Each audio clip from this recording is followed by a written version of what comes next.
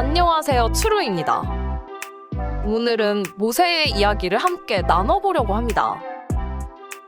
여러분, 모세는 누굴까요? 그는 출애굽의 지도자예요. 10가지 재앙과 홍해를 가르는 기적으로 이스라엘을 구해낸 사람이 바로 모세지요. 그런데 여러분, 출애굽의 목적은 단순히 노예로부터의 해방이 아니라 하나님의 온전한 백성으로 세워지는 것이라는 사실을 아시나요? 하나님은 이스라엘 백성이 광야에서 하나님께 절기를 지키고 예배하게 될 것이라고 말씀하셨어요. 그 후에 모세와 아론이 바로에게 가서 이르되 이스라엘의 하나님 여호와께서 이렇게 말씀하시기를 내 백성을 보내라. 그러면 그들이 광야에서 내 앞에 절기를 지킬 것이니라 하셨나이다. 여기서 우리는 자연스럽게 모세는 율법의 사람이라는 것을 생각할 수 있게 돼요. 왜냐하면 하나님은 절기를 온전히 지키라고 하시면서 실제로 그것을 행할 수 있도록 이스라엘에게 불과 같은 말씀, 즉 율법의 말씀을 내려주셨는데 이 율법의 말씀으로 대표되는 십계명을 시내산에 올라가서 받은 사람이 바로 모세이기 때문이죠.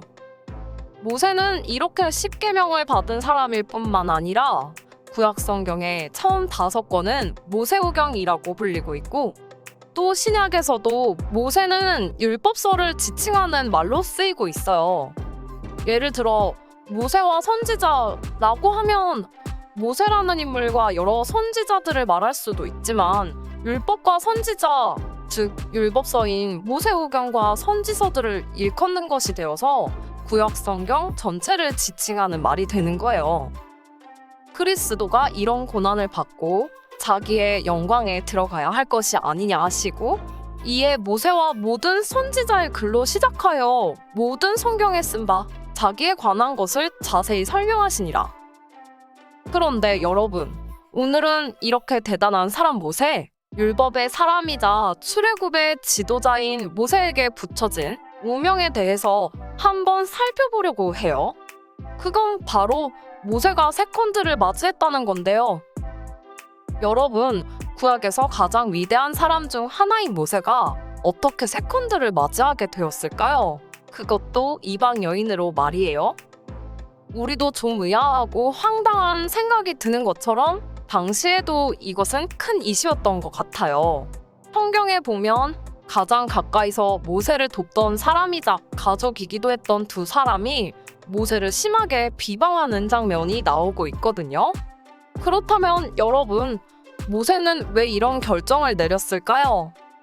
오늘은 우리가 이 속에 숨겨진 의미를 살펴보려고 합니다. 여러분, 모세는 왜 이런 일을 행했을까요?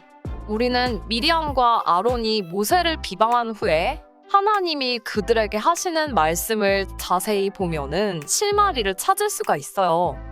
그들이 이르되 여호와께서 모세와만 말씀하셨느냐 우리와도 말씀하지 아니하셨느냐 하매 여호와께서 이 말을 들으셨더라. 이스라엘의 지도자인 미리암과 아론은 모세가 이방 여인을 아내로 취하는 걸 보고 그를 비방하기 시작해요. 여호와께서 모세와만 말씀하셨느냐 우리와도 말씀하셨다. 그렇기 때문에 우리도 권위 있는 지도자로서 한마디 하겠다라는 거예요. 여러분, 실제로 이들은 훌륭한 지도자였어요. 아론은 이스라엘의 첫 번째 대제사장이었고요.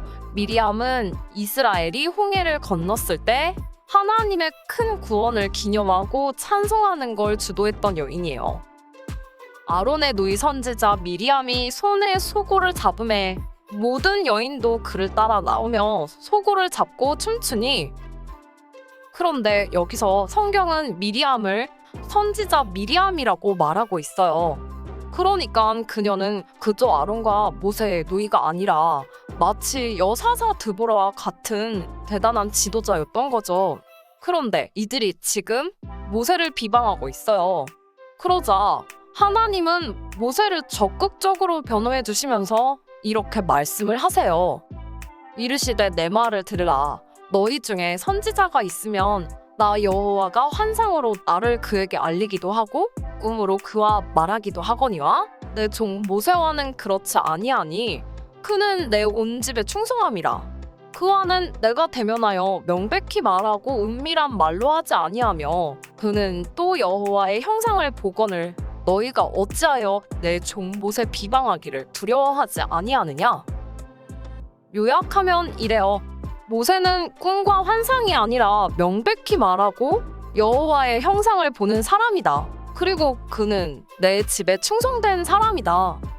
그러니까 우리는 이 말씀을 읽을 때 모세가 이방 여인을 취한 것은 옳지 못하고 때로는 그가 노년에 실수한 것으로 생각하며 그래서 미리암과 아론의 지적은 정당한데 그럼에도 불구하고 하나님이 최고 지도자인 모세를 그냥 두둔해 주신 것이다 정도로 생각을 해왔지만은 하나님 말씀에 따르면 모세는 하나님의 말씀을 명백히 듣고 아는 충성된 자이기 때문에 비방당할 만한 행동을 하지 않았다고 하신다는 사실이에요. 그렇다면 여러분, 모세가 이방 여인을 취한 게 어떻게 하나님의 뜻에서 벗어난 게 아니다 라고 말할 수 있을까요? 성경에서 혼인은 부부가 하나 되는 것을 뜻하고 있어요. 몸과 마음과 그 영이 하나가 되는 것이 혼인이죠. 그러니까 아내를 맞이한다는 것은 그녀와 하나가 된다. 그녀와 동일하게 된다, 동료가 된다 라는 뜻이에요. 즉, 이방 여인을 취한 모세는 자신이 이방인처럼 되었다는 거죠. 그러면 구스 여인은 또 무엇을 뜻할까요? 그것은 검은 것을 나타내요. 이것은 인종적인 구별이 아니라 검다라고 하는 이미지를 나타낸다는 말이에요. 성경에서 검은 것은 희고 밝은 것, 빛나는 것과 반대가 되는 어떤 모습이고 또한 흥과 티가 있는 것을 상징하기도 해요. 그런데 모세는 구스 여인을 신부로 맞이했어요. 그러므로 그는 본인이 흥과 티가 있는 모습, 죄인의 모습이 되었다는 거죠. 그럼 여러분, 모세가 이러한 여인을 맞이한 게 어떻게 하나님의 뜻이 될까요? 결론부터 말하면 이것은 이방인을 신부로 맞이하여 구원받게 하시는 예수님의 모습을 예표하고 있어요.